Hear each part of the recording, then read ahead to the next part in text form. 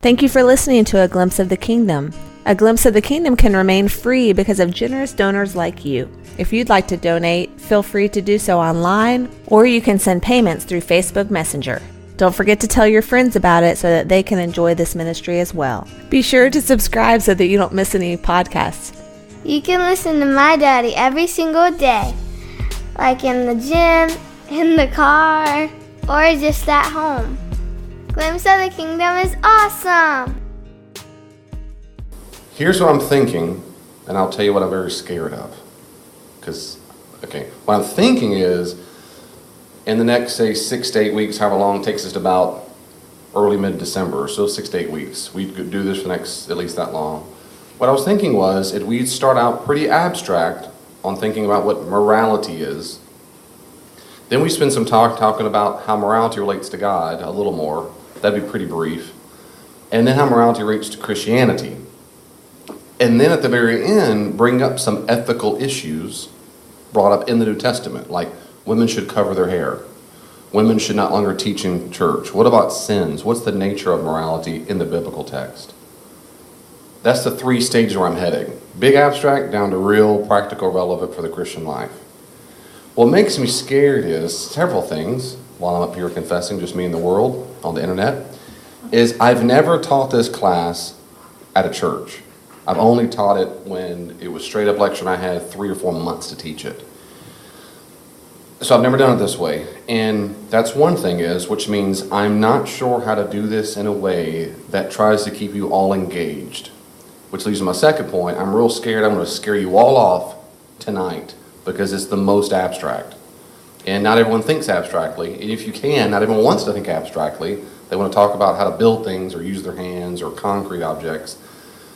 And another people, this is also very common in church, is you don't like talking about abstract. Most people want to talk about how does this help me in the daily life out there live like Jesus. And so it just ticks them off, makes them frustrated. Well, how does this help me be like Jesus? And they get mad about it. And they do that about Trinity. They do it about everything else that we can talk about, and the vast subject of God. They usually get these kind of people get very frustrated if it doesn't help me leave this room learning how to read my Bible or be a quote-unquote good person. Well, to you, I'm concerned, if you're that kind of person, especially online, listen to the podcast, my concern is I'll lose you immediately. To those, I'd say hopefully maybe you can stick around toward the end of the study where I get a lot more practical. So I'm just being honest with you. I've not taught this in church before. I'm concerned I'm going to lose you if you don't like abstract things, and I'm concerned I'm going to lose you if you say I only really care if this isn't directly related to how I can use it in my life when I walk out the door. So that's my struggle. And so what I've done is I've worked since Monday, at least 40, 50 hours on my handouts. So far, what you have is the first part. It's not everything. It's the first big chunk. And I know how much to give and not to give. So what I was thinking about doing is, first I'll hear your feedback, because I don't want to waste my time and waste your time, and I don't want you to not come back to the study. I'll just wait a month, and then I'll talk about the Bible. I don't want to do that. I'd rather just skip straight to the Bible if that's all you want to talk about. But I thought it'd be kind of cool to talk about the abstract first, but that's what I'm thinking. So talk to me real quickly, and we'll move on. I can move on pretty quickly. So what are your thoughts about my 3-stage prong, and does it interest you at all? And well, it's interesting you talk about the nerdy stuff and people who don't believe, really, because if somewhere I don't know how much time to spend, one of the reasons why I wanted to do this is for that reason. What I mean is, I talk a lot with skeptics and atheists, and when you bring up morality, which you should bring up, it's a really important topic, they will usually rightfully fuss about 2 major things. What morality is and why you think it comes from God. And then your morality in the Bible is horrible. Have you read it before? Slaughter the Canaanites and whatever. And these 2 major facets I face all the time. And those are rightful issues to bring up, rightful questions to ask. And they deserve to have some answers. And so that's what I'm trying to do in this study, basically, is to say, let's talk about the morality part, let's talk about the Bible part, and that's basically it. But that's kind of where I'm headed. But not everyone's in that world, not everyone talks to those nerdy type, and you might go, who gives a rip, but anyway. Okay, I'll do the best job I can on being as short as I can on these things, and if you ask me questions or go further, I'll do my best to go there, if that makes sense. So I will always try to keep it pretty brief. unless you want me to pause, if that makes sense. When I get to the biblical stuff, I don't care what you think. I'm just kidding. I'll go slower. It's okay. So you should have a handout in front of you. You should have 3 pieces of paper, and you should have a pen and so forth. This first part is abstract. Now, who cares? Well, for centuries, ever since Plato and Aristotle, humans have asked this question. We have this sense of, and we even talk about the good, what is right, but what is it? What is it? How do we know it? Why choose that action over that action? It's been reflected on forever. It's a basis of Western, well, the earth. I mean, even the Asians did it with Confucius, Confucius. I mean, humans want to think about this. And so on the broadest level, there's an enormous amount of literature on this. And so I've tried my best to nail it. And any ethicist would hear this, I think, and be pleased, but then go, you missed this, and yeah. So how do we do this without spending 4 years on it? So what I'm going to do is I will outline the best I can broadly, number one. Now, here's the deal. I've got 10 pages of typed notes, and I gave you 3. So if you want to take close notes, you're going to need another piece of paper, if that makes sense. Or flip it over. That's why I didn't do double-sided. It's up to you. You can just listen and write nothing. It's up to you, whatever. And I'll do my best to write stuff on the board as well. The first question is that fun? Okay, number one, what is morality? In philosophy, we call this meta-ethics. Meta-ethics. I introduce these terms sometimes, particularly, as Vanna said, for the nerdy type, because sometimes, every once in a while, depending on with whom you're speaking, you'll hear this vocabulary. I personally don't care if you can leave this room and go, I can learn that's deontological, whatever, but I'm going to introduce you to terms. That's what we do. Meta-ethics is an abstract. It involves, it's an investigation on how moral terms are used and how they fit together in moral sentences. How the terms are used and how they work in a sentence, in a statement. It's a very abstract thing, and if you don't like well, anyway, it is. So metaethics is a broad category that involves how to think about morality and what moral words mean in a sentence. If I said it is right to save the baby, what does it mean right? Or it's good and so forth. That's what makes it difficult. So if you don't mind helping out with the handouts and staples if you want to. So that's what metaethics means in general. And in general, okay, that's the first thing. That's what metaethics means. Come on in. So first thing is, morality and metaethics is how we talk about ethical things and sentences. Philosophers have given several things that make something a moral issue. And there's 4 biggies that most philosophers concur that these are necessary or sufficient conditions for defining morality. How do I know if something is moral? How do I know that? And we'll talk more about that. One is if it's supremely authoritative. That is, it's an overriding guide of conduct, attitude, or motive. It's above, it's a moral issue, it's about morality, if it's above etiquette, above custom, above law. It's supremely authoritative, supremely authoritative. A judgment is moral if it is prescriptive. A judgment is moral if it is prescriptive. Prescriptive means, of course, of an attitude or motive or whatever, which means it tells me what I ought to do. And I'll talk about that a lot as time goes on. Ought to do. Think very carefully and simply when I go to the doctor and he or she gives me a prescription, it means I should take this medicine. Prescription doesn't mean medication. A prescription means a shouldness, an oughtness, an order, a commandment. If I were you, you should go take this to make that better. That's what morality, most philosophers say, it's supremely authoritative and it is prescriptive, not descriptive, but something you ought or should do. Now let me say something real quickly about that, if I can stay with me here. This kind of ought is not the same as an aesthetic ought. I might tell my child, if you want the picture to look more beautiful, you ought to draw it blank. You ought to use more colors. You ought to use more blank. I can use the word ought. You should draw it this way. It'll look more pretty. That's an aesthetic ought. We use it all the time. That's not the same as a prescriptive morality. I can also use the word ought or should when it comes to logic or mathematics or any other way. So for example, I might say, you ought to believe me based on the evidence. That's not a moral ought, that's a logical ought. Ought. So Cassidy says, you ought to use these particular nails when you put the roof on. Well, that's a logical ought, a scientific ought in that sense. It's not a more prescriptive ought. So when philosophers use it this way. Morality is a prescription that's a very specific kind of prescription pertaining about behavior and so attitudes or motives. But nevertheless, it's not descriptive. Here's the way it is, but the way you should do it. And ethical is something different.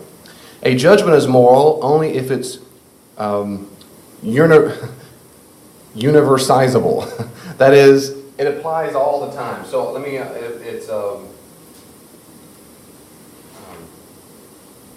I'll use equally. Equally or universally applies. Given the similar situation. So a certain act of lying may be the only way to save a life. That's different. But if everything, absent relevant features, all acts of lying are wrong. They're just wrong. That is, it equally applies whether I'm Asian, Mexican, white, rich, poor. It's just wrong. Now, the actual circumstance might change things, and we'll talk a lot about that later. Right now, I'm just trying to make sure you understand, most philosophers think something is moral is if it's not some really simple conditional thing, but that in general it's universal, that around the globe most people will consider it, yeah, that's wrong or that's right. The fourth thing and final thing is this. Most people say it's a judgment is moral only if it makes reference to proper human flourishing, human dignity, the welfare of others, the prevention of harm, the provision of benefit. That is, in general, humans flourish. Humans flourish.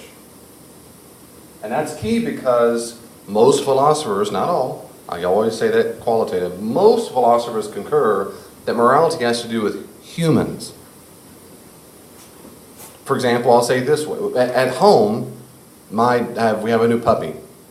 He's now almost 3 or 4 months old, whatever it is, whenever we went to the place out to the festival. And we put down 2 bowls of food sometimes, one for him, one for Lego, and for Bear and for Lego. And then if Bear goes and takes Lego's food, he didn't steal it.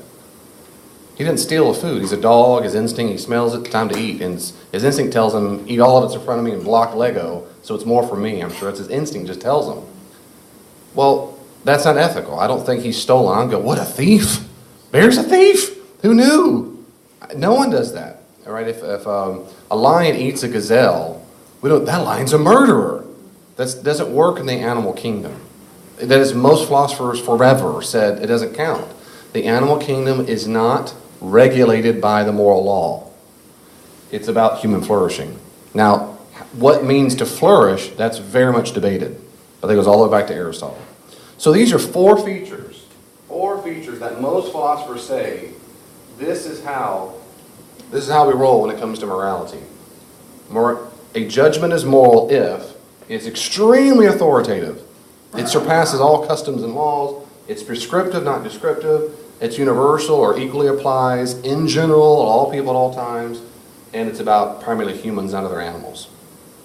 So to say it in a summary, like Bill Craig says it, for the most part, morality is supremely authoritative, prescriptive, universalizable, and makes reference to human dignity, welfare, and flourishing. Okay, let me pause there for a second. Any questions or comments about that? For humans. Good. Is it individual or humans? In this regard, the answer is yes. But in general, they're going to talk about in general, like the universality.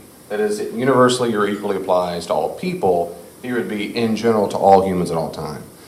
And so, that's the short answer. Thank you.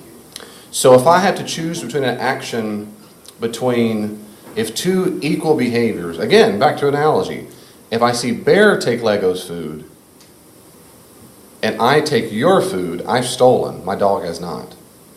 Because it applies to humans. Now, I'm an individual human, but in that instance, because I'm a human, because you're a human, I've done something wrong, bad, immoral, but my dogs have not. Great question. Just to repeat it, I think, basically, short answer before I repeat the whole thing, because I'm gonna delay my answer. Tom gave a question of what's called a moral dilemma. And a moral dilemma, is it moral or not? If you've got a lot of food and you don't give it or someone takes it, you've got plenty and so forth. That moral dilemma, that depends on the particular system of ethics to which you appeal. And we're going to talk about that on Roman numeral, we got a while to get to that one. We're going to get down to Roman numeral 5, various systems of ethics under moral philosophy. And we will explore all kinds of moral quandaries And it depends on the system to which you appeal, depends on how you answer the question. And I will tell you exactly what I think about that when we get there, if that's okay. I just don't want to get ahead of there. This is a great question, because there are all kinds of things. That moral quandaries, is it okay to beat someone if they were blocking you and your family from surviving and they were blocking the medicine you needed? Can I slap them? Can I beat them? Can I hurt them? Can I kill them? Can I kill 10 people if it saved 20 people? And so those kinds of issues we're going to talk about, depending on the system of ethics, how we understand that. And all that does lead to the Bible, because we're going to give some real specific biblical examples and how that fits into Christian morality. I'll move ahead. Anything else? Okay. Letter C, is that right? You got letter C there? Descriptive. Descriptive versus... see, that's good to know that. That's exactly why when I deleted it, changed it. Okay, good. Letter A, descriptive fact versus descriptive. On that point, I'm trying to make sure we get this very distinct in vocabulary. Descriptive is a fact, prescriptive is an ought. In general, a fact or factual belief involves a description about the way the world is. Empirically, that is scientifically or metaphysically or religiously. It's just a fact about the way it is. I'll keep using Casty because I know he works all day working construction and roofs. He said it's just a fact that this roof is made of tin. It just is, just the way it is. It's a fact that I'm standing here. And you can make, that's empirical evidence. I can touch it, I can take it to the lab, I can test its composition or whatever. It's just a fact. But in contrast, a value or a value belief involves the adherence to some moral proposition that prescribes what morally ought to be. So an ought statement, one more time, makes a prescription. So these kind of statements are like rape is wrong, rape is morally permissible, or one should not rape. These are moral prescriptions, not the way, just a mere description. I'm going to come back to that in a little bit, but in general, when I will use those terms to save time throughout the whole study, instead of giving you the 5 different views, the 10 views, I will give you a few biggies and then tell you what my view is, just because I'm the teacher, I guess, in that sense, but you can disagree. But in general, I will assume this view, that there's a difference between the fact versus the prescription, what ought to be. There's a diagnosis the doctor gives me, then there's a prescription of what I should take to change it. Those are 2 different things. And in morality, most philosophers concur on those 2 definitions. Most do. Letter B, we make a distinction in metaethics of cognitivism versus emotivism, or anti-cognitivism. To what do moral statements refer? Now I'm going to move on. Just stay with me for a second, because this is a gargantuan topic and I just want to introduce you to it. When the philosophers like to talk about morality, they like to analyze everything about everything. And in this issue, they debate to what do moral statements refer. That is, in a sentence, it is wrong to rape. How is wrong? What does wrong mean in that sentence? And does this, how does the sentence itself work? How does it work? So the cognitivism view is that moral statements express truth beliefs about the world. It really is talking about something in the world of reality. That's cognitivism. I wish it was called something else, but that's what it's called. So the metaethical view that moral statements express true beliefs about the world is cognitivism. I am a cognitivist. That's my view. Non-cognitivism, like David Hume was a big guy, a philosopher, he introduced the opposite. And a specific example of that is A.J. Ayer. Ayer was a well-known atheist philosopher in the 30s and 40s. Rare, he's dead now. He had something called metaethical emotivism. And now listen to this. He said that moral sentences always talk about a speaker's own affective state. So when someone says abortion is morally wrong, it really just means I don't approve of abortion. Say it one more time. So when someone says abortion is morally wrong, he says what they really, really mean in that moral sentence is, I don't approve of it.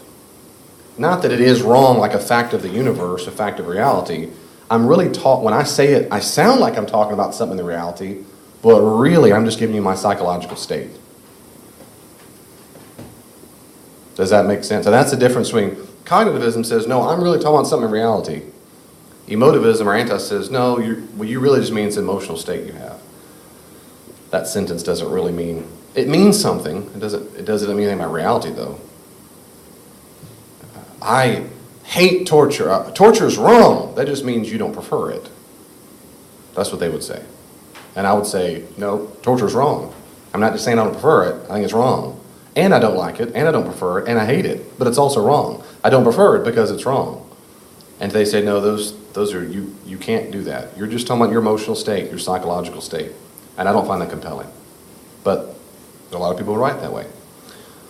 So that's one distinction. Historically, most Christians historically are more the cognitivist. When we think we're talking about something ethical, we think something really is wrong in the world. If I see someone rape someone, I go, that was wrong to rape them. I really think I'm talking about something in reality. I'm not just saying, well, I don't prefer rape. I don't think that's what I mean at all. I think it's wrong. And they would disagree with me, that's fine. And that's different. When you look in the sentence itself and then talk about the values, to what do moral values refer? Well, realist or objectivist assert that moral values are real and objective. Listen what I mean by objective and real. This is debated all the time. Little footnote, if you ever talk to quite frankly, most atheists with whom I've heard debates and had conversations, but not all, this is where they'll really get this word real or objective is a catchy word, and it should be a tricky word. I mean, so you define. Objective means it exists independently. It exists independently of anybody's beliefs or evidence about them. Like geometrical or mathematical properties might be thought to be objective. 2 + 2 = 4. It's real. It's objective. And I'm a realist, or an objectivist, I don't care what you call it, but I'm a realist. I think I'm saying something that is objective and real. I think honor is a good thing. It's a real thing. It's a real objective thing. Objective means it's true whether I believe it or not. For example, I think 2 + 2 = 4 before I believed it. It was already 4. When I learned how to do mathematics of a triangle, learn 90 degrees, it was always true. They taught me about it, but I go, no, I get it, it's true. I discovered it, but it was always true. It's real, it's a fact. Does that make sense what I'm saying there? A subjectivist, the opposite, the relativist, they say, nope, there are no such thing as a belief independent facts. And then the subjectivist is going to say, let me ask you this, David, as a realist, what makes it objective? If it's independent of you, what makes it objective? Is it out there in the universe? Is it past Jupiter somewhere, and you say, oh, it's out there, or is it something on Earth, and you're talking about a thing? If I say that's brown, but I'm looking at something that's brown, so that's a property. But yeah, I'm looking at a brown piece of wood. But what does it look like, David, for justice? What does justice look like? And I'll say, no, it doesn't look like something. So people who hold a realist view like I do, they have to give the answer, what makes it objective? And they always have one of two reasons, one of two sources. And I'll talk a lot more about this later on, but to go that way now, what makes it objective? I don't think it's a piece of wood. I don't think I can see it. But then in what way is it real if I don't see it or test it or whatever? It either has to go back to some kind of absolute standard, some absolute transcendent standard, or to use my term, and everyone's term, God, or it exists as Plato said, and that's why we call this Platonism. And that is things like justice and truth and beauty and love. These things really are real things, abstract objects floating in reality. Not so much floating in space, but they're just out there independently on their own. And there are Platonists in the world. Plato argued this, and today there are more philosophers of Platonists. I don't find Platonism convincing, and I'll go there later on. But all that to say, I do think it's objective. Just because I think it's objective doesn't mean I have to have a thing that I'm describing a property. But I do think I'm talking about something that's real or objective. And to me, the same analogy is with mathematics. I think 2 + 2 = 4 is real and objective, regardless if I'm Asian, African, from Antarctica. It's just the way it is. Just like with moral values, the analogy that people use all the time in philosophy. If Hitler had won the war and had killed all the Jews and kept killing and just committed complete genocide, and it worked, and he won, and Germany and the new Reich ruled forever, and it's still a government. As a realist, I would say it's still wrong that you committed genocide. What if Hitler that the Nazis convinced all humans it was good to do this, it would still be wrong that they committed genocide. Their overwhelming belief, in my opinion, was I would say it's just still wrong. I don't need them to believe it for it to be wrong. Because it's real, it's objective, it's beyond human, it's just beyond it. And some of these analogies I might have to use more than once, so bear with me, maybe that'll help though. For example, to use World War II, at the Nuremberg trials, when they were trying the Nazi leaders who were left over, the primary area of defense that they used over and over and over, the German lawyers did for the German soldiers, the commanders and so forth, was, of course, they were just following orders. And so they were being loyal and having integrity and so forth. They were being honorable by doing exactly what their commanding officers told them to do. What do you expect from me? I couldn't just disobey them. I'm in the military and so forth. We obeyed the law as we understood it. And in general, of course, the response back to this is there's a law above the law. There's a moral law above the law of your commanding officer in the military and above your own culture and above your own government. And you broke it. And that's how they got condemned. Well, today, with relativism and subjectivism, that was, quite frankly, they say that's stupid. There's no such thing as a law above that. That Hitler and the Nazis were perfectly okay to do what it is because from their perspective, from their person dependent, they were fine with doing that. It was true to them. It was good for them. It was right to them to do it. And if you haven't seen this already, if you ever met a relativist, I've never met a real good relativist. I have people who talk like they're relativists, but that's just silly. But the way to test that is to find something they really care about, and then say you did something horrible about it and watch the face turn red. Versus going, they don't go, well, that's your view. They get mad, or talk about it. Isn't it so good the people can't marry whoever they want to marry? Isn't it good we just lock down that marriage, man and woman or whatever? Instead of them going, you can have your you and I have mine, it makes them mad. It's unjust. It's not right. They're not relativist.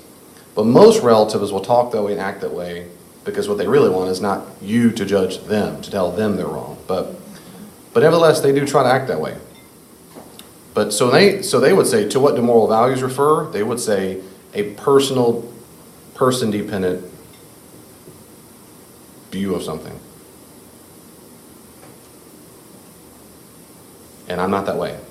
I'm a realist. I think that moral values are objective, not subjective. You might be thinking, David, what about all the differences in the world? We're going to talk about the differences of moral. We're going to talk about that. So, metaethical realism, and that's letters B and C. B and C are different because B is about moral statements about things, sentences. C is about the values themselves. I believe in justice. I think justice is right. I'm an idealist. It's objectively right. If I'm Asian, Chinese, what doesn't matter? It's right. I'm a realist. Subjectivist says, no, there's no such thing as objective right. You think it's right, good for you. Pat me on the head. And you think that because either evolution or culture or whatever, we'll talk about that. Okay, this last thing, and then I'll pause, morality. I brought this in there because in my mind, this is one of the most confused parts about moral discussion amongst Christians and atheists that I've ever had. So I want to put it up early on in the discussion because at some point you're going to ask me or be in the back of your mind being confused or whatever it is. There's a difference between morality and social etiquette and law. And I hear this, being kind about it, this is confused, blurred all the time amongst well-intentioned Christians. So just in brief, I'll say morality is assuming there's some moral values, what I ought to do, prescription. Social etiquette is about how I express those moral values. And those are not the same. In every time I've ever heard a person, particularly non-believers, but even Christians, say, everyone's different. Look around the world. Look at Asians versus Americans. Everyone's got radically different views on things. They have radically different behavior. And then I ask them for examples. And every time, in my experience, they don't give me one difference in a moral value. They give me tons of differences in what we call social etiquette. So, for example, if I meet a person for the first time, what's the first thing probably I'm going to do as a guy? Shake their hand. Why am I shaking their hand? So you don't have a weapon. To show I don't have a weapon. That's exactly why. Where are you from? The streets? No, but in I did the origin. Yeah, I hear you. No, not that's true. Yeah, and then they're like tipping your hat and whatever. But no, right today, why would a human? You might say, well, my mom and dad taught me that. But let's assume I do it for a reason. I have to do it for a moral value, and I would argue most people do it for a moral value because it demonstrates what? Friendliness, respect, maybe to some degree of trust, and I might use the word honor. I'm showing honor and respect to the person. That's a moral value. Respect, honor, maybe trust, these are moral values. I'm expressing it because in this culture, it's social etiquette to express honor that way. How do the Japanese do it? They bow. Those are radically different. No, what are they doing? They're expressing honor, trust, friendship, safety, all those things different ways. What about if I'm British? If I'm British, I might do what? Tip your hat, or if I greet a person, they typically do what? Kiss on each cheek. Unless you're in Hollywood in America, that's the only ones who do it there. But most people in America don't do that. But British do. But they're doing the same thing. And over and over and over again, when I meet people just confused, if you think for a second about what you see as different behavior, beneath it is a moral value, and you go, oh, I agree with that completely. You might think this is, and you bring up some crazy example about it was in New Guinea, where somewhere it was now, where they exposed the elderly to die. Well, they did research on that, realized it's because the elderly wish for it, it's an honorable death, and on it went. Well, those are valuable things. And I go, well, I agree with every one of those valuable things. C.S. Lewis, and then I was going to put another one, social etiquette versus fact. And I should have done that maybe too. C.S. Lewis gives an analogy of the witch trials. Well, see, we've evolved so much. They used to kill witches. He said, well, wait a second.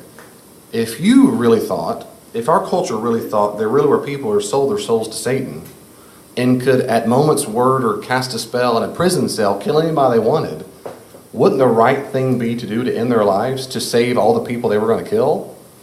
Isn't it morally right to end their lives to save hundreds or thousands of people? The answer is, yeah, it is. Well, we don't believe in the fact that witches can do that, so we don't do that anymore. But if we thought that, we'd do it. That'd be on the books, guarantee it, Constitution. Found another one, wrap them up. They are a danger to society. We lock up in the deepest dark parts of a prison pedophiles as if they're like a witch, or the murderers, or the death row. We get the worst of the worst because we think they're a danger to society. So our facts are different, but we have the same value as they did. Another big distinction is versus the law. The law oftentimes legislates morality, yes, but not everything that's illegal is immoral. It's not. It is not a moral issue upon which side of the road you drive. We drive on the right, British drive on the left. Who gives a rip? That's not a moral issue. But it's illegal if I go through and drive on the left side of the road. Right side of the road. Yeah, right side. And dangerous. Well, Dave, it's dangerous. But it's illegal. I will get a ticket. And I get a ticket for not wearing a seatbelt. That's the dumbest thing. It's crazy, sorry. I don't get a ticket for not brushing my teeth at night. But anyway, I understand if people are driving over the speed limit. Well, they shouldn't do that and so forth. But the should part is not moral. It's just law. And most of the time, Christians I've heard is say, well, we shouldn't do that. If it's a moral issue, and all of a sudden I bring out the law and say, well, it's illegal anyway. And the real danger, there's two big problems with that. One is the law does not dictate what is moral. It does not. You won't find, I don't know of any major Christian philosopher at all is going to concur with that statement. They're not the same thing. You might establish laws based on moral principles. That is true. But not every law is based off of a principle of morality.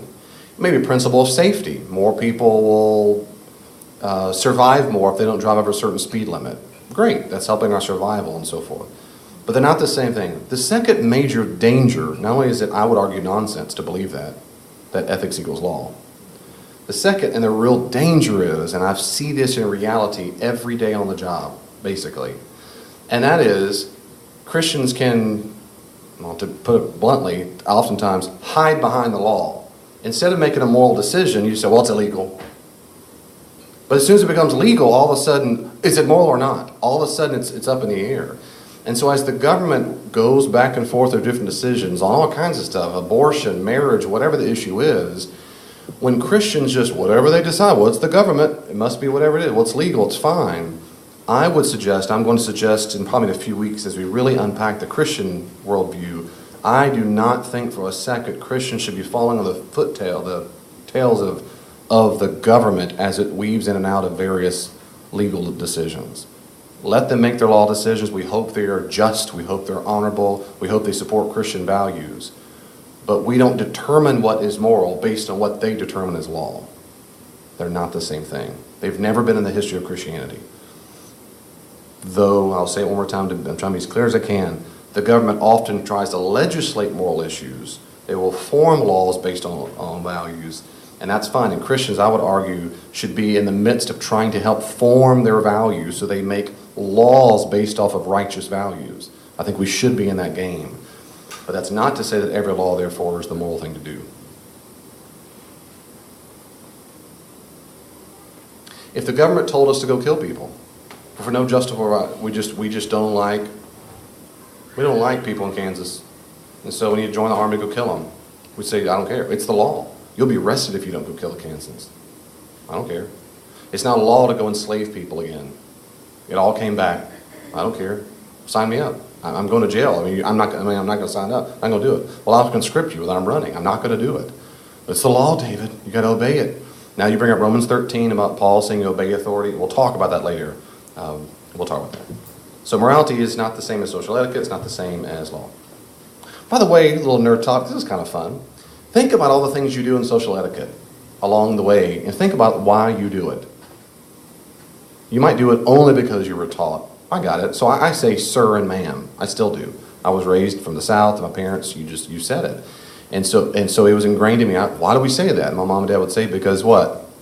The respect, sign of respect. That's a moral value. Well, I agree that respect is a moral value. And I'm fine that in the social etiquette rules, that counts.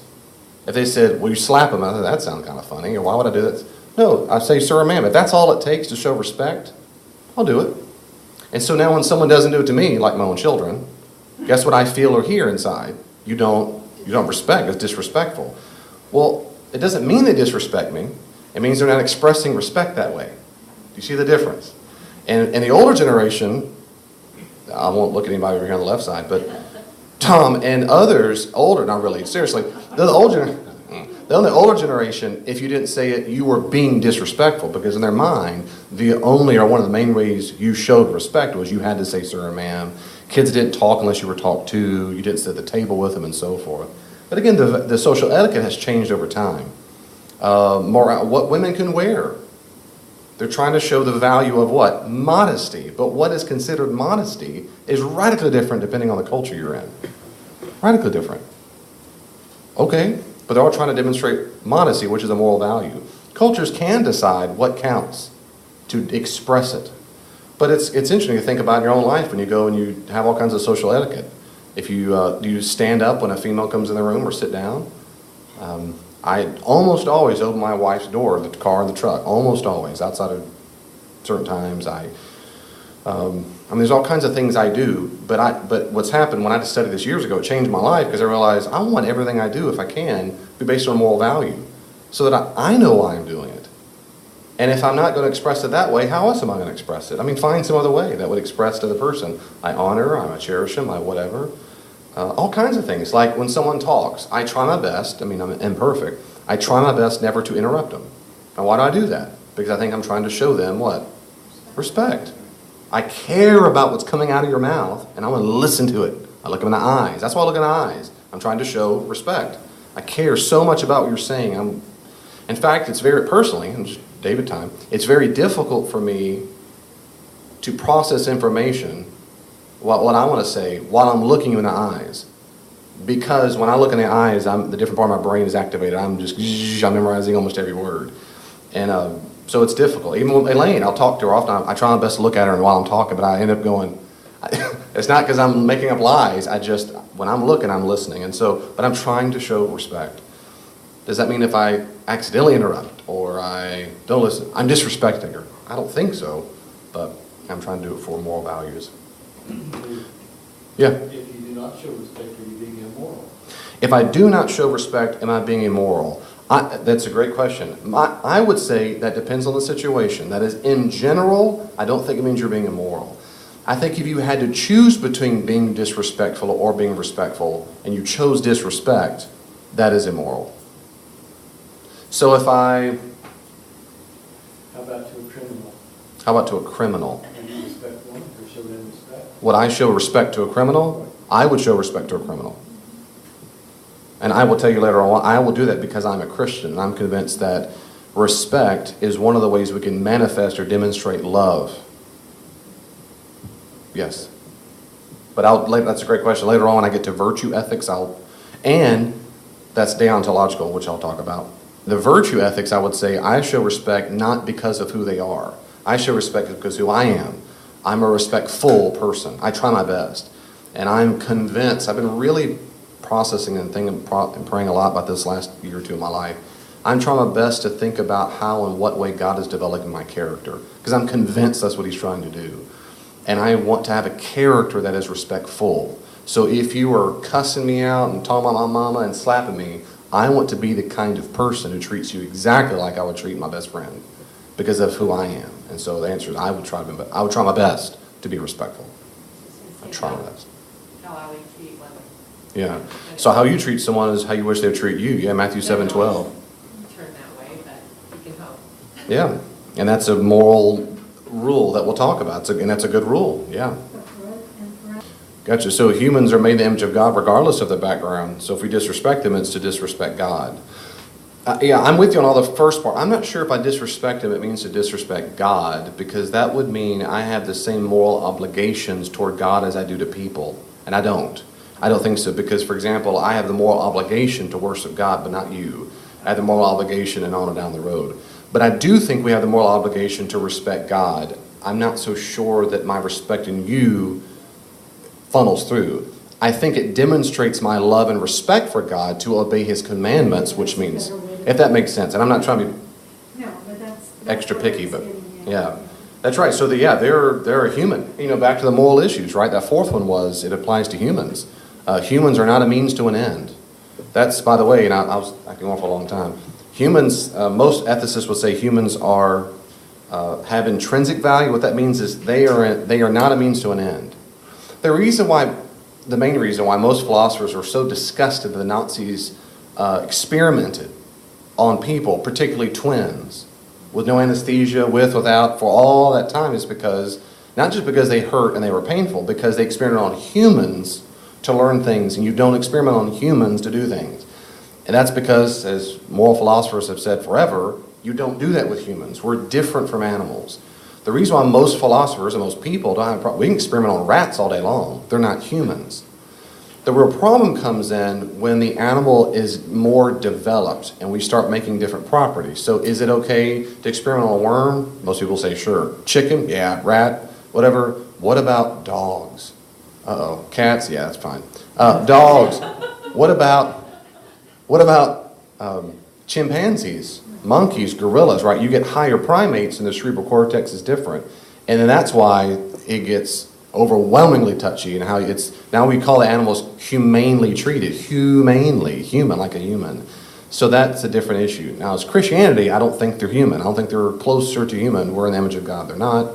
But nevertheless, back to the Nazi thing, the reason why it's atrocious they did that is not just that they hurt, but that they used humans at an end, and they're not. They're an end of themselves. So we would treat them with respect because we value them just because they're human.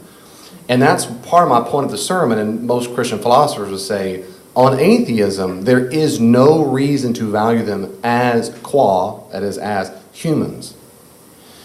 They come back and say, well, of course, because humans are different. Well, they're different. Well, they're more developed. Why is more developed equal we treat them differently? That's an arbitrary distinction.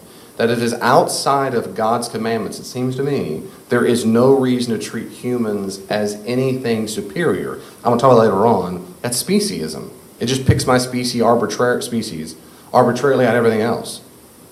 Why pick mine as the extra special one? Why not experiment all day long?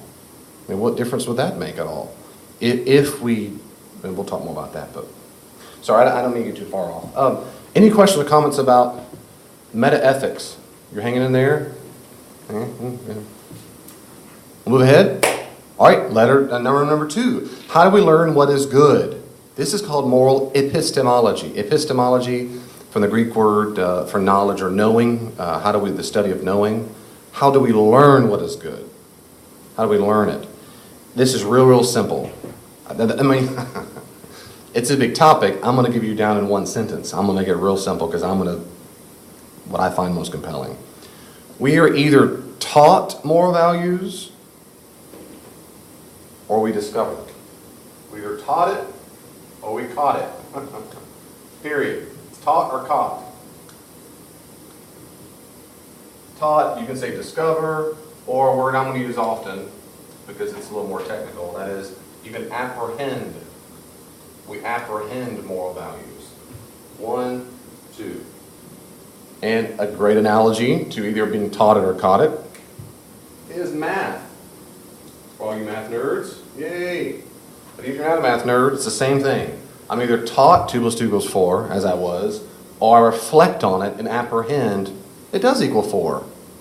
A squared plus b squared does equal c squared. Can we remember your Pythagorean theorem? Thank you for that. Yeah, that's right, good. So I'm either taught it or it's apprehended.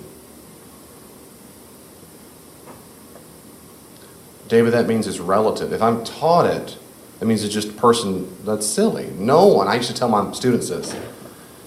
People who, because of course students love to be relativistic. I would say, please, in your very next period you have math. Go when the teacher, and you look around the room and there's different answers on the quiz and you go, see, this is exactly why we all know math is relative. It's all subjective. And the teacher goes, no, who do you think you are? You taught us this stuff. Since you taught it, it means there's nothing about this is objective. Mine's just as true as yours, teacher. You put an F, you're just being mean. Well, that's silly. I mean, it's just silly. We learn more about math, not we, I don't, I'm not a mathematician in the least bit. But mathematicians and humans learn more about mathematics as time goes on. Pure abstract mathematicians sit around and think about math all the time. And they go, did you know, we just discovered something. If you put this, x squared, blah, blah, next day, here's another one, write a paper. And they keep discovering more. They're not making it up, they are discovering it like you discover a planet.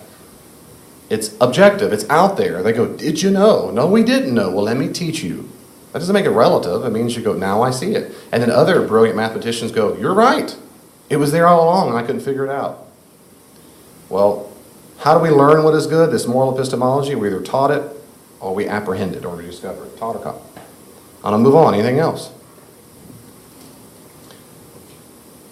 So anytime anybody ever says, well, you think that's good, you Christians think that's good, of course you think that, that's because you grew up there and your parents taught you. That's moral epistemology. They taught you. You get that from evolution. That's epistemology, or we'll talk more about that in a second. Well, if I say it's apprehended, it's caught, how do we do that? I'll leave that there for a second. How do we do that? So how do we apprehend, or how do we catch morality? How do we discover and so forth? Well, first off, some deny it. There are theories that absolutely deny that we can apprehend morality. And there's all kinds of titles for these kinds of belief systems. They really do. They'll say you cannot apprehend morality. You don't discover it. You might teach it, but that's just because your culture makes junk up, like social etiquette. But it's not real. You don't discover it. It's just something advanced primates pass down over time, but that's all it is. Let me say very quickly about this to make this very clear. I find this view abhorrent. I think it's horrible. I think it's disgusting. I think it's wrong. I think when things are wrong, they're wrong. I think it's wrong to rape. And if you think that there's no such thing as we can't apprehend that it is wrong, I think there's something wrong with you. In other words, I think it's so primal in my sensibilities that if you disagree, something's wrong with you. And that's what almost every single counselor or psychologist is going to say too. In fact, we have two different disorders that refer to a person who either doesn't apprehend morality or doesn't have any sense of compunction or guilt when they do it, and therefore see no consequence. The less of the evils is called antisocial personality disorder, Sociopathy is the nickname. A sociopath is a nickname. Antisocial person. But the worst version is psychopathy, a psychopath. One man who goes here, who was a licensed counselor, and we've talked all kinds of stories. And he's talked about some psychopaths he counseled back in California. And it's abhorrent. They have real disorders. There's something sick with them. And so the view that we cannot apprehend or discover it is both abhorrent, because I think things really are wrong when they're wrong. It's wrong to torture babies. That's wrong. If you, well, you can't apprehend, there's something wrong with you if you don't think that's wrong. That's my view. Two, every psychologist I ever know of and read about is going to disagree with you and say, if you can't apprehend, you need to come see me. You need a psych ward, because you are a danger to society. What in the world would stop you from going murdering someone and torturing babies for fun, or raping whatever? What would stop you doing that? That doesn't mean they would go do it if they have this view, but what would stop them? So I find this repulsive. That's my view. Letter B, moral emotions versus or moral thought. Some say we have things called moral emotions. They reflect upon that. So if I feel guilt, they'll say that's an emotional state that I'm in. And I think that's partly true. But some will say that's how you apprehend morality. It's in your feelings. I don't think it's only in feelings. I think feelings are a part of it. I think they're affected. But I think it's the main thing. Some say no moral value judgments. You apprehend it just through your thinking. It's just rational. I think thoughts are part of it. I don't think it's the main thing. I think it involves our emotions. I think it involves our thoughts, but I don't think it's the same thing. You might disagree and you read your literature. I think it's letter C. And a lot of Christian philosophers concur. Instead, we apprehend morality what we call intuition. We apprehend morality by our intuition. And I'm going to read this quote from Craig, because it's a great quote. While philosophers differ over a precise definition of intuitions, a common usage defines an intuition as an immediate, direct awareness or acquaintance with something. Immediate, direct awareness or acquaintance with something. An intuition is a mode of awareness, sensory, intellectual, or otherwise, in which something seems or appears to be directly present to one's consciousness. Directly present to one's consciousness. For example, one can have a sensory intuition of a table, or an intellectual intuition of a conceptual truth, like 2 + 2 = 4. That's just an intuitive sense. It makes sense to me. I just get it. It's immediate. Intuitions are not infallible. You can be wrong, but they are prima facie justified. On the face of it, in general, they're justified. That is, if one carefully reflects on something, and a certain viewpoint intuitively seems to be true, then one is justified in believing that viewpoint in the absence of overriding counter-arguments, which are going to ultimately rely on alternative intuitions. So if I feel intuitively it's true, I'm justified for having the intuitive belief, the thought and feeling, the intuitive cognitive belief, until someone proves otherwise. For example, I ask you, were you here 5 minutes ago? Most of you are going to say? I'll say, prove it. My chair is hot. Back to the tape. Well, this is where I can go back, yeah, my chair is hot. I can go back over and over and I can say, well, you think it's hot, but that doesn't mean it proves there. It could be spontaneously hot. In other words, you could make up a store all that. This is a common thing is there's no way to prove it. There's no way to demonstrate it existed. You can demonstrate some exist now, but not 5 minutes ago. We could be, your brains, all of us, none of us could exist. I could be a solipsist and believe none of y'all are real and I'm talking to myself. I'm the only person who exists. I could be a brain in an alien ship or a laboratory. They've got all these probes in our brain and I think you're real, but you're not. How do I prove that? And we say, well, I see things. Well, that's brain waves, right? Or you think that they would argue that. Or I perceive standing. Well, of course you do. Your brain, they can make you feel all that stuff. How would you prove it and demonstrate it? And so you have the past, you've got objects, how do I feel objects, and on it goes. There's a lot of things we take for granted based on intuition. And that's just the way it has to be. And so if you distrust moral intuitions, this is the key. If you say, poo-poo on that, there's no such thing as moral intuitions, my next question going to be is, so that means I can't trust any other intuitions, right? At all? That to me seems to be demonstrably false. Because I'll turn around and say, prove to me 5 minutes ago or 100 years ago. And well, those books, the books don't prove it happened. They could have lied about that, and on it goes. There's no way. So we just have intuitive belief. So David, how do you apprehend that rape is wrong? I just stinking know it. I just know it. I just know it. I don't have to go to a laboratory. I don't have to read a book for it. I just know it. My intuition tells me it's just wrong. Why do you think it's wrong to steal something? If someone cuts me off in the traffic, or they get in front of the line in front of the cider fest or whatever, and I go, something instantly goes, ugh. David, it's because all these years of evolution, I'll tell you that's nonsense. But something tells me immediately what they did is wrong. Not just social convention, but it's wrong to do that. It's wrong to steal. But when my dog does it, I'll go, ugh. But if you do it, or if I did it to you, C.S. Lewis gives an example. If he's on the bus system, but let's say you're on the train or something, and someone you've tripped over someone's foot. I'm tripping over David's foot here. Those size 12s or 10, 11, 12, 13s. 13s, 13. Yeah, I trip over those 13s, and I go, oh, and look at you. I'm sorry. It's an accident. I'm not mad at all. He didn't violate any kind of moral law. But if I knew for a second that caused, let's say I do it again, but he trips me on purpose, and the same amount of pain and suffering comes out of it. Say I break my arm and both examples. The first example, nothing wrong has been done. The second example, something very wrong has been done. It's not fair. It's unjust that he did that to me. So one, he should repent. The other one, he should not. So they're very different concepts. Now, how do I know that? I know it immediately. I can just instinctively know the difference based on motivation. It's an intuitive sense. And I think we all know it, and everybody knows. Everyone assumes it. I used to tell my students, next time you go to Burger King or something, I said, what do you do when you go in there to say there's several people? What do you form? They go, I line. I go, what do you do? They go, I stand in line. Why do you stand in line? There's always a pause for a while. I go, why do you do that?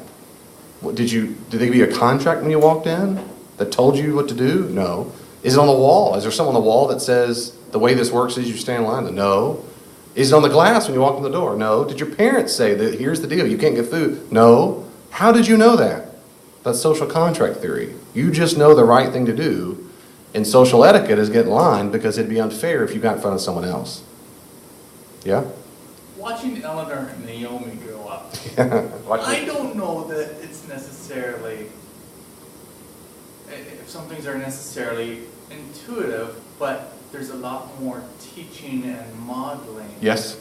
as well, because seeing them play and it's a total accidental push and one falls down, even though they don't get hurt, well, they think it is wrong. That's right. And they come Yeah. and let us know it That's is right. wrong and retaliate. So even if you're a child, just repeat for the people who can't hear well the video. Yeah, if your daughters, if one falls, even if it's an accident, the other kid wants to go, usually enact vengeance.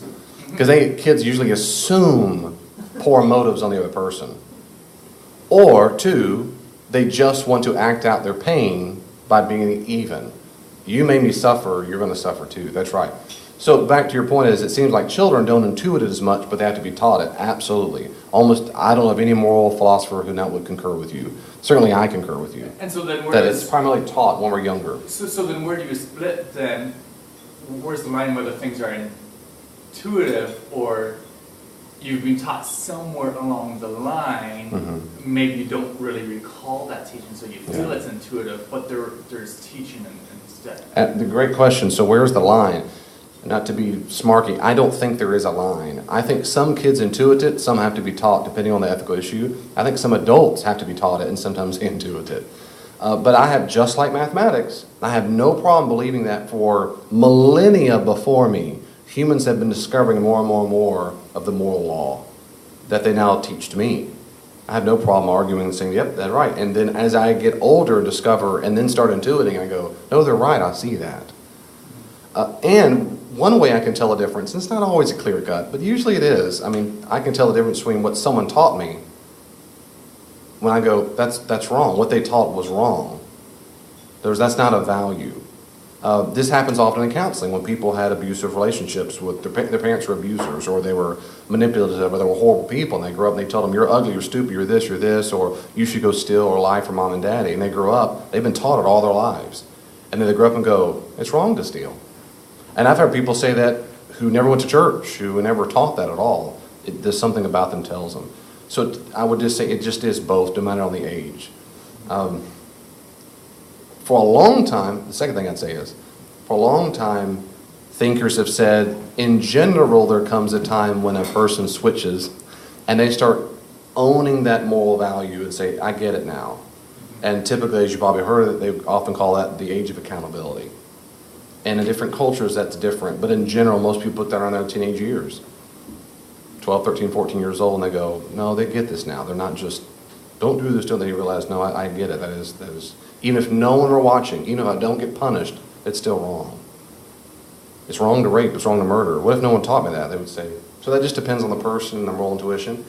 Having said that again, the third thing is, another reason why it depends on the person is some people, as I would argue, many people do, their moral compass is just screwed up. And as a Christian, I would suggest that as people who sin, we don't have perfect awareness of it. Mixed with that, I think a biochemical mix, you have people who are psychopaths and sociopaths, they might not ever intuit it. And they might have been taught it their entire lives and they still go, I don't feel it at all, I don't care. So I guess it would depend. I meet those kids, you think, man, what is wrong? They gotta be, not your kids.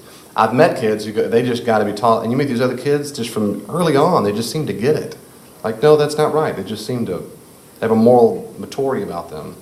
And I mean adults, which just don't seem to have caught it just yet, and they need a lot more help. They need maybe a prison to help them. But that's the best I got. So the key there is to make sure the epistemology is how do they learn it? Just because we discover how they learn it doesn't mean it's not some universal principle. Just because we discover how they learn it doesn't mean it's not a universal principle. That makes it moral. Again, I can discover, how'd you learn 2 plus 2 equals 4? Oh, my math teacher taught me when I was in kindergarten. Ah! 2 plus 2 doesn't equals 4. It's subjective. It's whatever you want it to be. Why? Because your teacher taught you. That does not logically follow. I was taught it because it is true. And what's happened in the last 30, 40 years is relativism has taken over, is what used to be always considered the moral law as objective as mathematics and theorems and abstract. Now it's shifted over to this, I like chocolate ice cream, I like to save people from fires, I don't like asparagus, I don't like rape. They're all in the same category. They're just preferences on the inside. They're emotivism. And in many, many, many cultures in America, that's a chief battle that the church faces when it comes to thinking clearly. Most Christians, for most of time, have never been emotives. They've always been cognitivists, they've always been realist. And they have assumed morality. And so when we say things like, that is not good, we really think we're saying something about reality and whether we're taught or not. Good.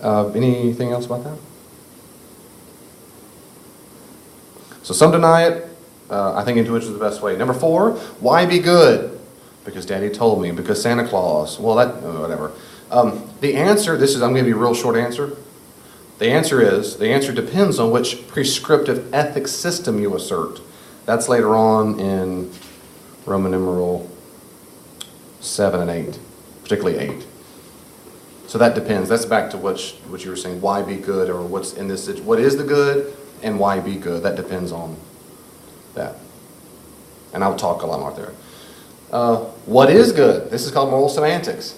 Semantics is what is good. This is for me, very difficult. I have wrestled a lot with this issue. In fact, I even emailed William Lane Craig, who's a world-renowned Christian philosopher on this issue. He hasn't gotten back to me yet. But I emailed this exact issue. He has a question of the week, and I submitted it as a Q&A. I haven't done that yet. This is my first one, and on this very issue. I was hoping he'd get back to me before this study, but he hasn't yet. So if he responds, I'll let you know what he says. But in general, we'll say this. I don't know if I want to go that deep with it. Descriptive versus, I have that on your handout. Descriptive versus foundational. When people talk about moral semantics, there's a what versus the why. Semantic theories are theories about what words mean. What do they mean? What does dog mean? What does cat mean? What does a sweater mean? What does everything? What does human mean? Descriptive moral semantic theories, they talk about what they mean, like good, better, right, must, ought. What do those words mean? Foundational semantic theories are theories about why words mean what they do. Or more specifically about what makes it the case that the words mean what they do. Why are they defined that way? And that's all I'm going to say about that. But those are two very different ways when moral philosophers talk about semantics. When I say, what does good mean? They'll say, what does it mean, or why is it used that way? Why does it mean what it does mean? Those are two different concepts. I'm not going to talk much about that, but I want you to introduce. That's the two big fields of semantics. You can go to your heart's desire. It's this next thing. Values versus duties. This is something that I do understand. It's the what is good. I'm going to end on that and say I don't know, but it's the values versus duties. Because this one I do get, and this is very important. This is a very important point. And you'll get this, you get it. There is a distinction, and that we should keep clear as Christians and as philosophers, we need to keep this clear.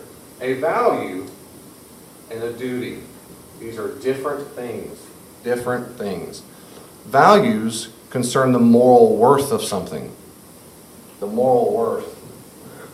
Whether it's good or bad. So, for example, give me something. I've already given you a few. Give me an example of a value, a moral value. Come on, talk for a second. Honesty. Honesty is a moral value. What'd you say? Yeah, and to use the typical way, they would say the preservation of human life is a moral value. And later on, I'm going to tell you, in most philosophical circles, that's the top one. That's the biggie. That's right. So whatever else? What about shaking hands? Manners. I was going to say manners, right? Manners is the etiquette way of saying manners shows respect, typically. I mean, wouldn't you agree? It typically shows a way of respect. So, for example, I'm saying good family values. I don't know. Yeah, and that's a form of values. We're just trying to think of specific ones. I was having lunch a few months ago with a non-Christian who's from China, and we went to one of his favorite restaurants in town. Of course, it's Chinese. It's an authentic one. And as we're eating the soup, of course, you know what I'm doing as I'm getting the spoon. I'm being as quiet as I can. And you know what he's doing, right? As loud as he gets, of course, and I start giggling. And I leaned over and I said, isn't it amazing how the social etiquette is different? And he starts laughing and goes, I know, sorry, I know we do it to demonstrate we like it. And I said, I know that's why you do it.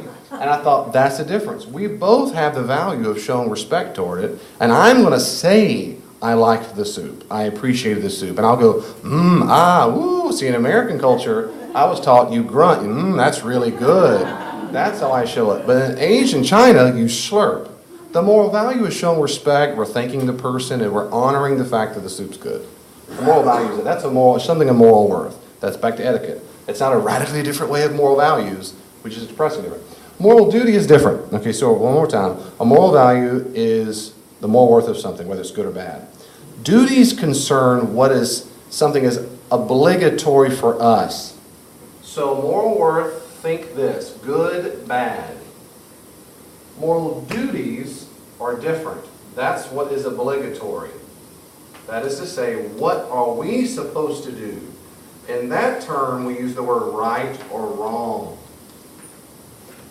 Right or wrong. Get me out of the way here for a second. A value, think good or bad. Is it good or bad to lie? Bad. In general. That's right, it does depend. Well, see, you're a deontologist. We'll go there a little bit. Situational ethics.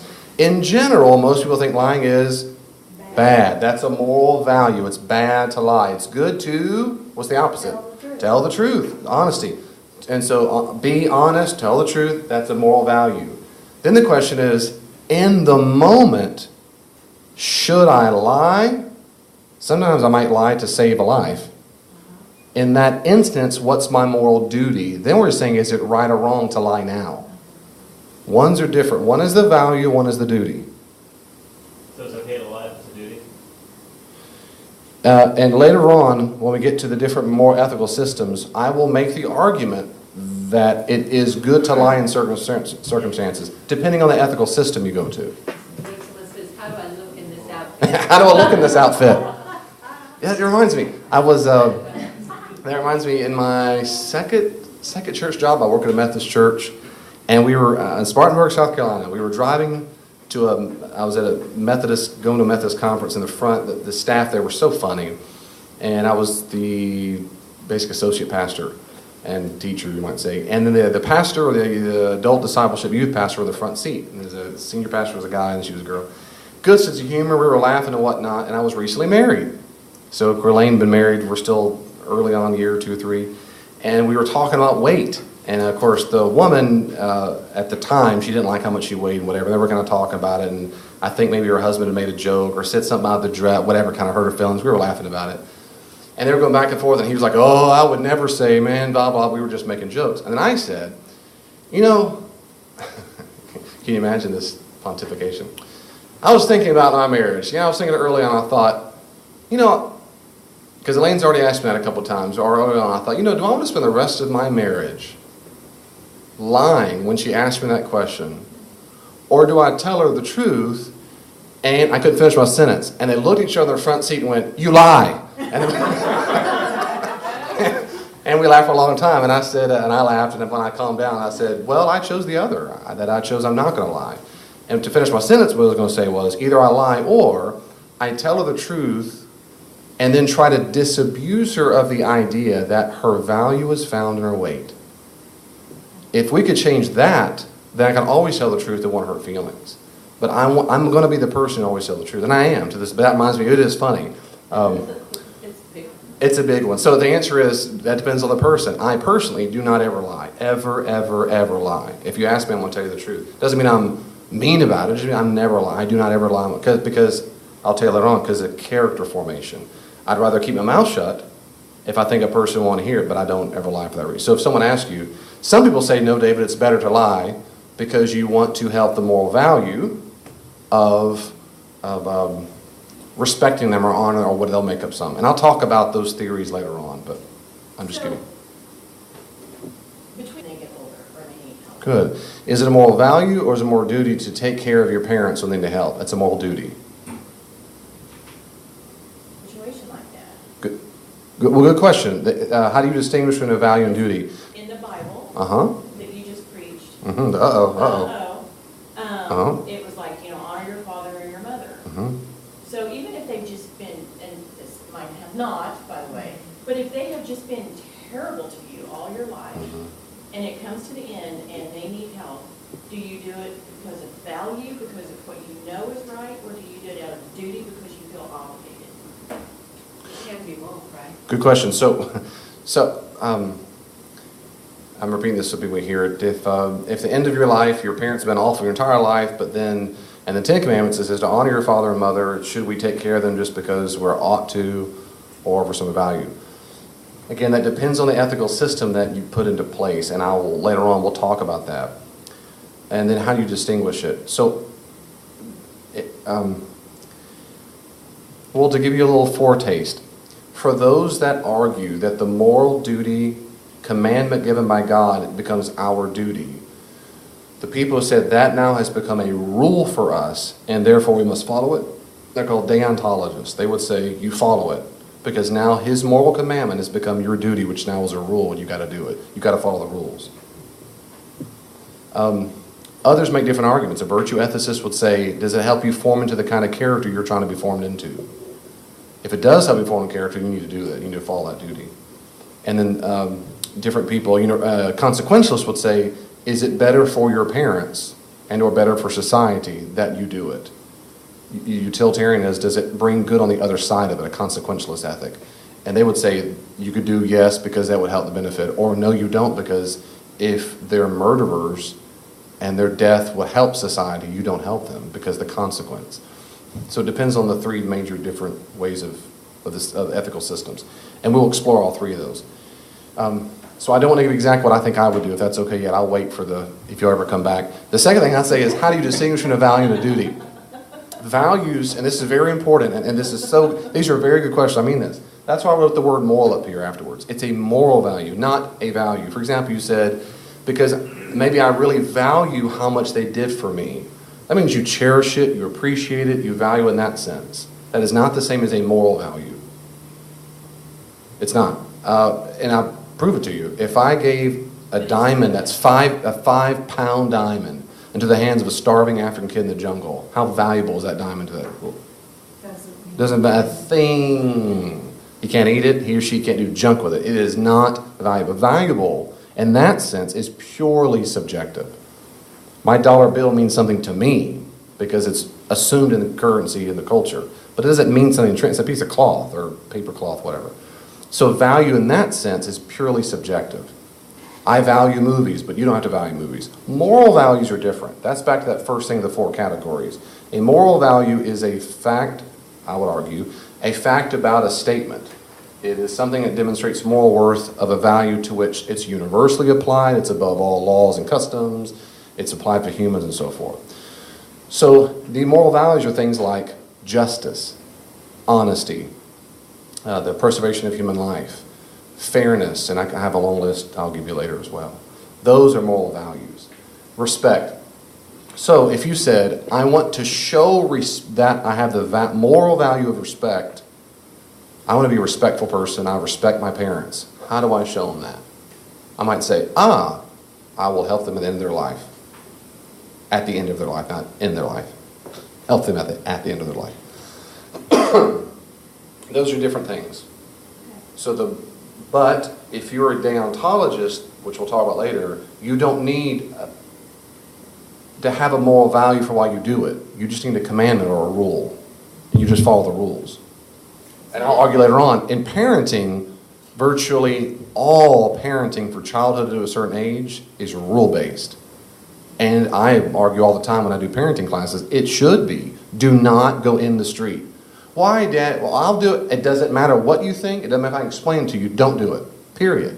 What happens, of course, is they grow up to an age and don't get past that. And they go to church for the rest of their lives and think Christianity is just about a bunch of rules, arbitrary rules.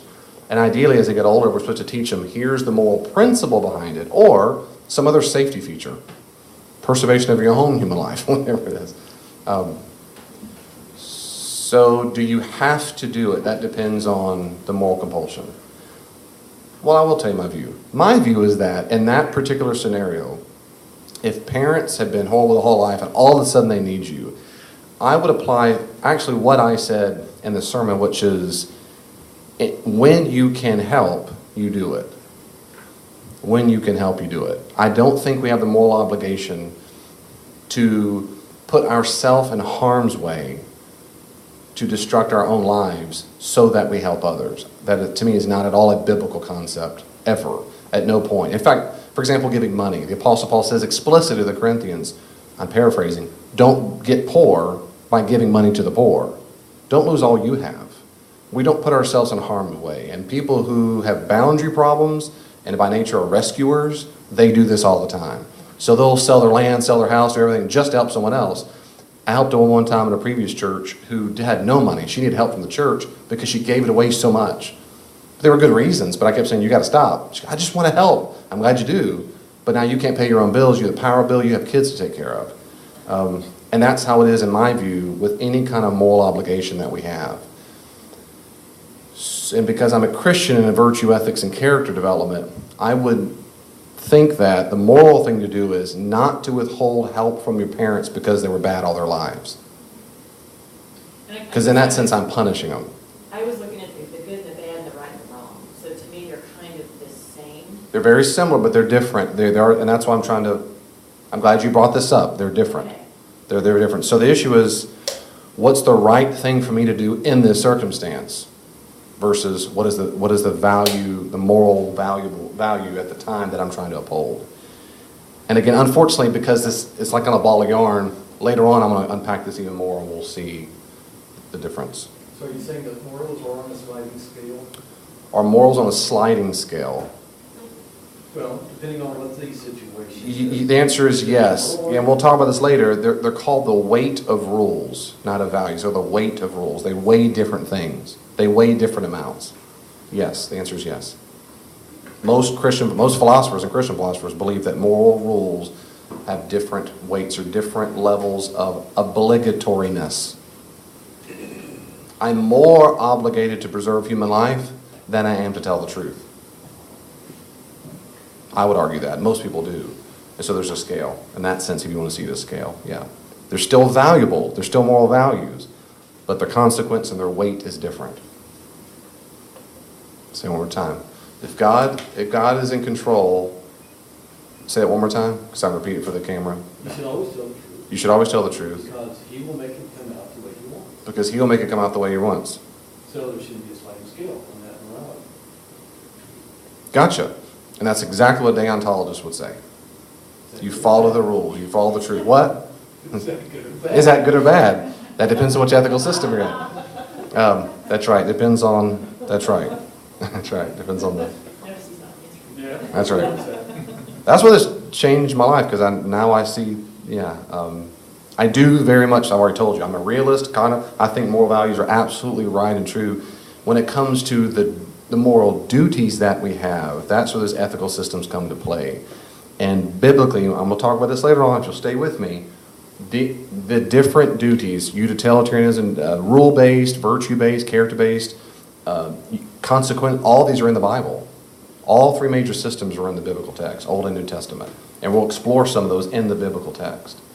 And so, quite frankly, I'll tell you now, and I'll tell you a lot, I think virtue ethics is the most Christian of them. And I'll make an argument for that. Good, so moral values, moral duties. We'll come back and we're going to stop here. We'll come back there. I was going to end on this and say, I don't have a letter here because I didn't put one. What is good? I didn't answer the question. What is good? And that's what I asked Bill Craig to help me more, because it seems to me that I've heard definitions, but they're they're all problematic. What Bill Craig says, and I think some other ethicists say as well, is that goodness is, he calls it, a primitive, foundational, ultimately undefinable property. That is, you can't define it.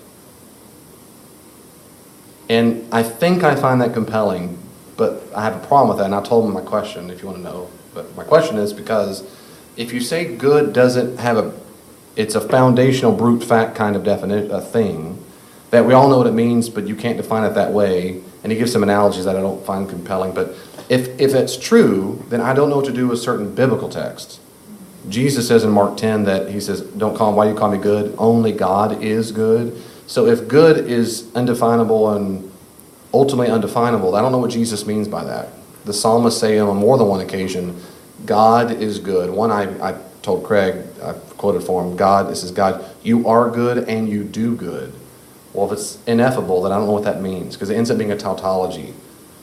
Anyway, so we'll see what he says, but right now I'm going with it's difficult to define what actually the word good means. You can say, well, it's what's good for humans. Well, that's but what is, then you have all kinds of definitions, and all of them become problematic. All of them end up being arbitrary. All of them do. What's the guy's name? And Jesse might be able to help me here. What's the guy? Letter to a Christian Nation. He's an atheist. Sam Harris. I always want to say Michael Shermer. Sam Harris, he says the good is defined by that which helps human flourishing. Conscious beings, sentient beings. Well, and Craig takes him to task on that, and he should, because that makes no sense. That means if you're not sentient, we have no moral obligation to that. But that doesn't make any sense. I mean, coma victims shouldn't be murdered on the spot and all that. So, but the point is, when you start defining it by certain traits, properties, it becomes real problematic. And I'm going to stop on that. Yes, sir. I see good as that which is in total agreement with God's nature. I said good as that which is In total agreement. total agreement with God's nature. I have historically had the same definition. I would say that which comports to the character of God or the nature of God. And that's historically how I've defined it. Craig says, don't do it that way. He explicitly says, don't do it that way. That's my question, why not? If the answer, if he's going to say because it creates a tautology, and logic tautology means a self-evident thing, that it doesn't explain it, you're just saying it a different way, You're just saying a different way. It's like saying, I'm an unmarried bachelor, or I'm a bachelor who's not married. That's what it means to you. It's a tautology. So if you say good is that which conforms to God's nature, when Jesus says only God is good alone, that's like saying only God is what God does. Only God is who God is. That's a tautology. I am who I am. That's a tautology. So that's problematic in the application of that definition. But I like it the most. I just don't know through those Bible verses if that's the definition. So when the psalmist says, God, you are good, if good means that which comports to your character, that's just like saying, God, you are that which comports to your character. You are you. That's a tautology. Now, what I have is, I'm sorry, you may not care, but what I have historically said, John, to that is I agree. My response to me would be, if it's a tautology, is that's okay, because for two reasons. One is it's similar, very similar, I would argue, to the concept of holiness. Most Old Testament specialists and linguists will argue that the Hebrew word, kadosh, means having to do with God's reality, God's domain, God's character, in that sense. Something is holy means it's from his realm. But the Bible all the time says God is holy. So it's like saying God is of God's realm. But the reason why that's okay, these are my second point, I think, is because when it's used, it's being used to distinguish God from creatures. So it's kind of like saying, when you say God is holy, I think, it's kind of like saying, God, you are you, which means you're not like me. We are very different. And how do I say that? You're different from us. I got a word for that, holy. And so a pot can be holy, a spoon can be holy. It's of the divine realm. It's not like me. It's not of me. I think in a similar concept, goodness could be in a similar kind of category. That saying if God is good, if it's of God's character, it means it's of God's character and not mine. But I might be wrong. That seems to be good. Right. The signs that I put out, well, I don't put out, but I designed that said, thank you for coming, see you next week, go be like Jesus. That's an applied good. Yeah, and every time we have a commandment, I said, go be like Jesus. And in English, that's the imperatival mood, right? That means I'm commanding it. Go be like Jesus. Clean up your room. It's a commandment. And that sign, I'm demanding, I would say the New Testament is, go be like Jesus. I'm saying it's a moral duty, go to be like Jesus. It's the right thing to do to go be like Jesus. Why would he say that? Because I believe there's tons of values to which that we gain by being like Jesus. Yeah, it's a way of respecting God. That's one aspect of it. That's one aspect. I agree with you. I agree. So parents, when we'll wrap up. When you teach your kids, don't do that. Try your best to think about it. They say, why? Instead of saying, because I said so, think for a second. Why is it good not to do that? Or why is it bad to do that? And see if you can bring into it because you're violating a moral value. And what if they don't have to do it that way, social etiquette, but can express that value in a different way?